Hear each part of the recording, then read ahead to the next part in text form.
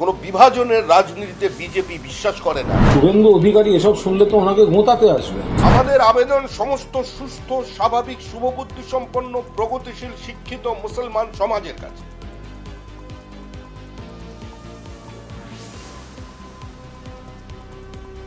আপনারা বোঝান যে আপনারা চান বা না চান আগামী 20 বছরের মধ্যে কেন্দ্রের সরকারের কোনো পরিবর্তন হবে না, আমাদের সঙ্গে সংসার করতে হবে। এটা কোনো থ্রেট নয়,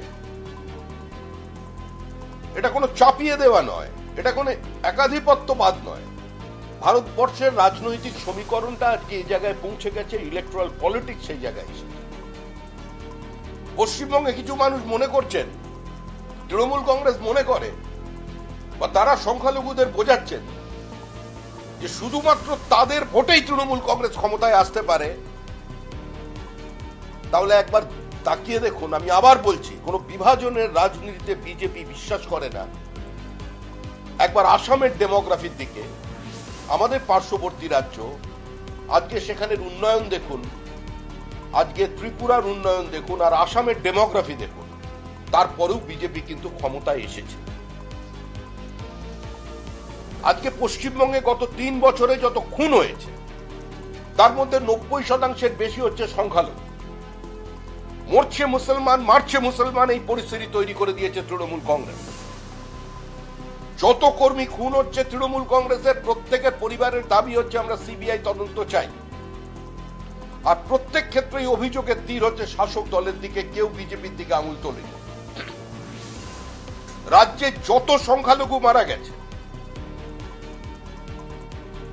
আজকে কোন সংখ্যালঘু পরিবার এখনো পর্যন্ত বলেনি যে খুন হয়েছে বিজেপির কর্মীর দ্বারা, কোন বিজেপি একে আক্রমণ করে। হরিয়ানার ফলাফল বেরিয়েছে, রাজস্থানের ফলাফল বেরিয়েছে, মধ্যপ্রদেশের নির্বাচন দেখেছে সাম্প্রতিক মানুষ, উত্তরপ্রদেশের নির্বাচন দেখলো, দিল্লির নির্বাচন দেখলো। নির্বাচনী সাফল্যের জন্য রাস্তায় বেরিয়ে কোন মুসলমানের বাড়িতে সকেট বোমা ছোড়া হয়নি, কোনো বাচ্চা মেয়েকে খুন করা হয়নি। আজকে এই অবস্থা থেকে বাংলাকে মুক্তি দিতে হবে। শ্রমিক ভট্টাচার্য যদি এই ধরনের বিবৃতি দেন, ওনার তো প্রথম উচিত শুভেন্দু অধিকারীর থেকে সাবধানে থাকে। কারণ শুভেন্দু অধিকারী এসব শুনলে তো ওনাকে গোঁতাতে আসবে। আসলে বিজেপি তাদের মুখ এবং মুখোশ নিয়ে কনফিউজড। বিজেপি মনে প্রাণে তাদের যে অভিমুখ, সেটা শুভেন্দু অধিকারীর মুখ থেকে বেরিয়ে যায় যে আমাদের মুসলিমদের ভোট চাই না, আমরা শুধু হিন্দু। এগুলো তো অপোজিশন লিডার বারবার বলছেন। এখন শ্রমিক ভট্টাচার্য একটা পরিচালিত মুখোশ দিয়ে সেই ড্যামেজটাকে ঢাকতে চাইছেন, কিন্তু সমাজের সবাই বোঝে যে এই বিজেপি না মুসলমানদের বন্ধু, না হিন্দুদের বন্ধু, না খ্রিশ্চানদের বন্ধু। তারা উন্নয়নের রাজনীতি করে না, বাংলার ভালো চায় না, বাংলার বকেয়া দেয় না। এত যে শ্রমিক ভট্টাচার্য প্রথম সভাপতি হয়ে তিনি যে সাংবাদিকদের সঙ্গে এত কথা বললেন, একবারও দেখতে পেলাম না এখনো উনি বললেন যে বাংলার 100 দিনের টাকা অবিলম্বে কেন্দ্রে দিয়ে দেওয়া উচিত। তিনি বাংলার একজন নাগরিক হিসেবে সেটা চাইবেন।